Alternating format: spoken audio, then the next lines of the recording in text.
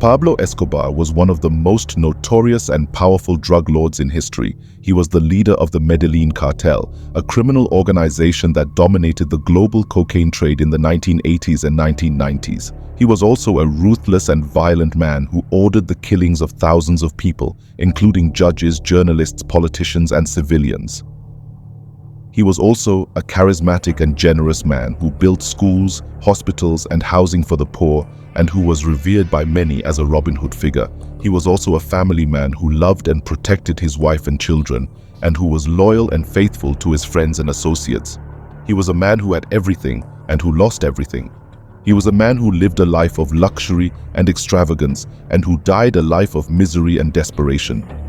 He was a man who burnt $2 million to produce heat when he was on the run from his enemies and the authorities.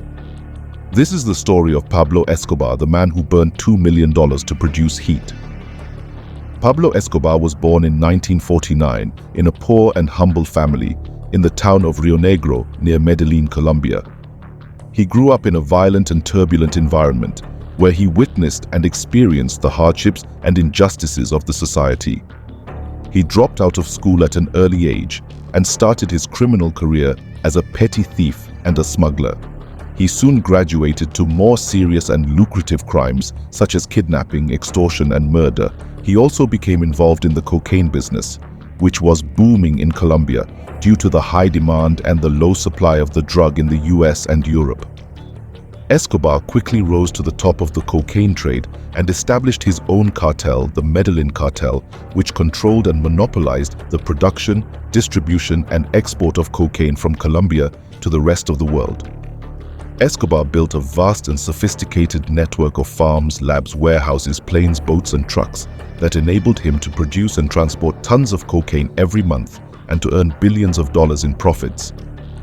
Escobar also built a formidable and loyal army of sicarios or hitmen who protected and defended his interests and operations, and who eliminated and intimidated his rivals and enemies. Escobar became one of the richest and most influential men in the world, and enjoyed a lavish and extravagant lifestyle.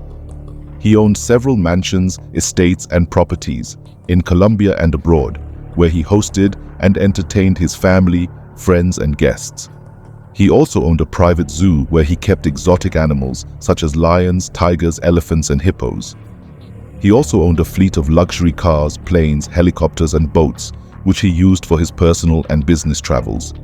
He also spent his money on art, jewelry, clothes, and women, and indulged in his passions and hobbies such as soccer, racing, and music.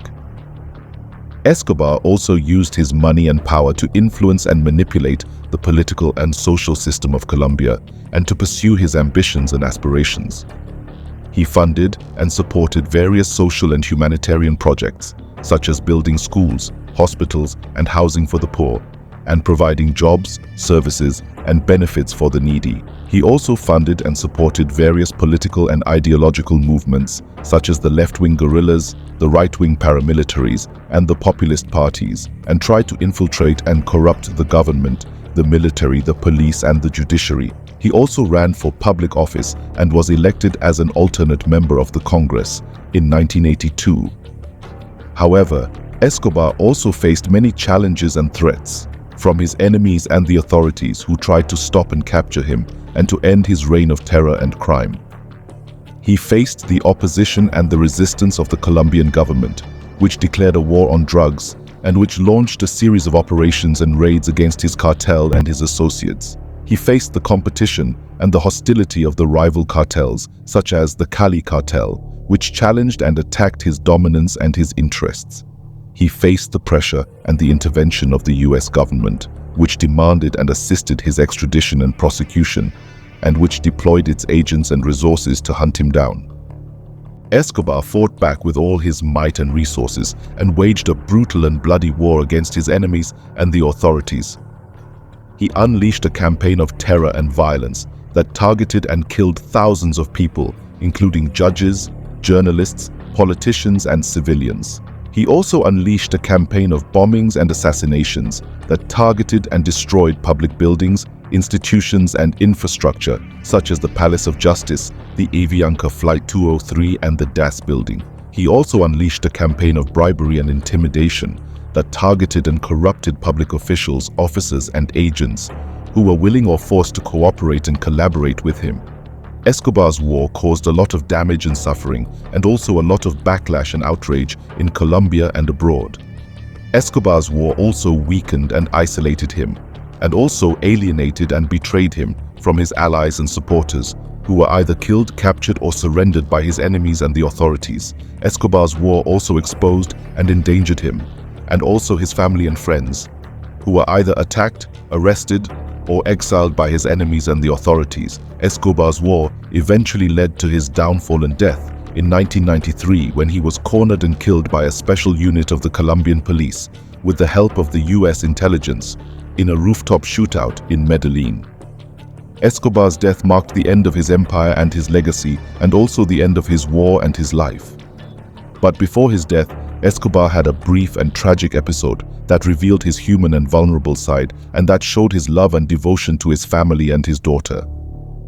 It was an episode when he burnt $2 million to produce heat, when he was on the run from his enemies and the authorities. The episode happened in late 1991, when Escobar and his family were hiding in a mountain hideout near Medellin after escaping from a luxurious prison that he had built and negotiated for himself in exchange for his surrender and his cooperation with the Colombian government in 1990.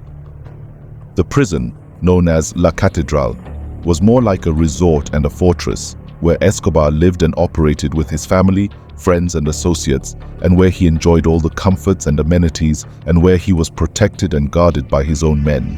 However, the prison also became a source of controversy and conflict, as Escobar continued to run his cartel and his war from there, and as he violated and abused the terms and the conditions of his deal with the government. The government decided to transfer Escobar to a more secure and isolated prison, but Escobar resisted and escaped and went back to his war and his life.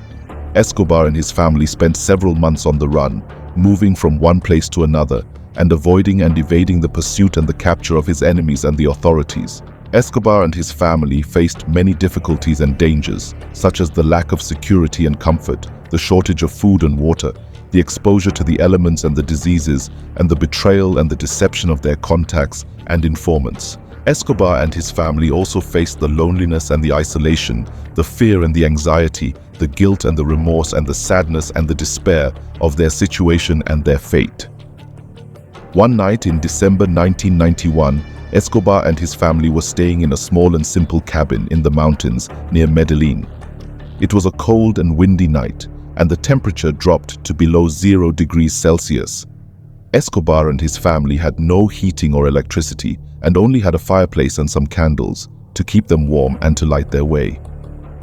Escobar and his family also had no food or water and only had some bread and cheese and some soda and wine to feed and to hydrate them. Escobar and his family also had no communication or entertainment and only had a radio and some books to inform and to amuse them. Escobar and his family tried to make the best of their situation and to enjoy their time together, as they knew it could be their last. Escobar and his family talked and laughed and shared their stories and memories and expressed their feelings and emotions. Escobar and his family also hugged and kissed and showed their affection and love and comforted and supported each other.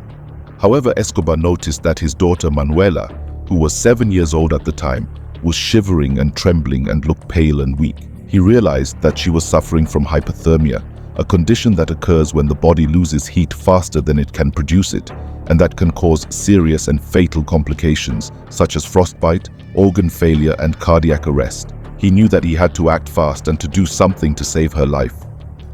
He looked around and saw that he had no blankets or clothes to cover and to warm her. He looked around and saw that he had no wood or coal to fuel and to ignite the fire. He looked around and saw that he had no medicine or equipment to treat and to heal her. He looked around and saw that he had nothing except money. He had a lot of money in US dollars and Colombian pesos that he had brought and hidden with him in case he needed to pay for his escape or his protection. He had about 2 million in cash, which he had stored in suitcases and bags under his bed and in his closet. He had more money than he could ever spend and more money than he could ever use. He decided to burn his money to produce heat and to save his daughter. He took out his money and threw it into the fireplace. He watched the flames consume the bills and felt the warmth spread around the cabin. He repeated the process and burned more and more money.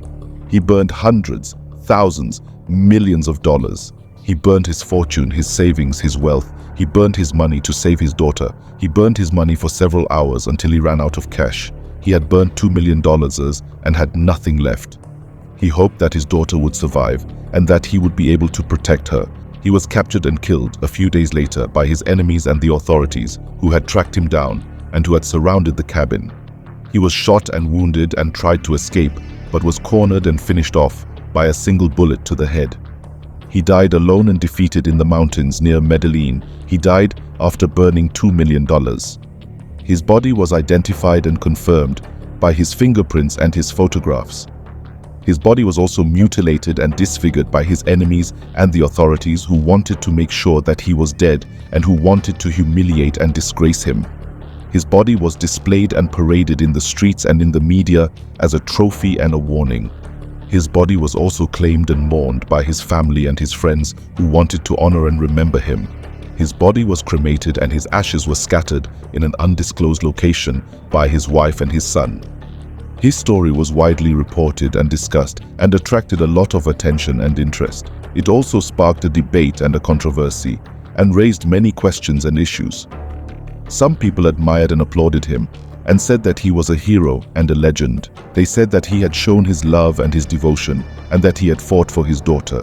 They said that he had used his money wisely and effectively and that he had given it a noble and a useful purpose. They said that he had demonstrated the true value and meaning of money and that he had taught a valuable lesson to the world. But some people criticized and condemned him and said that he was a fool and a wastrel. They said that he had wasted his money and his life and that he had thrown away his fortune. They said that he had acted irrationally and recklessly and that he had endangered himself and his daughter. They said that he had misused his money and his resources and that he had deprived others of his wealth. They said that he had violated the principles and ethics of money and that he had committed a crime against humanity. The debate and the controversy continued and divided the public opinion. Some people supported and defended him, and some people opposed and attacked him. Some people agreed and sympathized with him, and some people disagreed and ridiculed him. Some people praised and honored him, and some people blamed and shamed him, but no one could deny or ignore him. No one could forget or erase him. No one could replace or replicate him. He was a man who burnt $2 million to produce heat. He was a man who made history and who changed the world.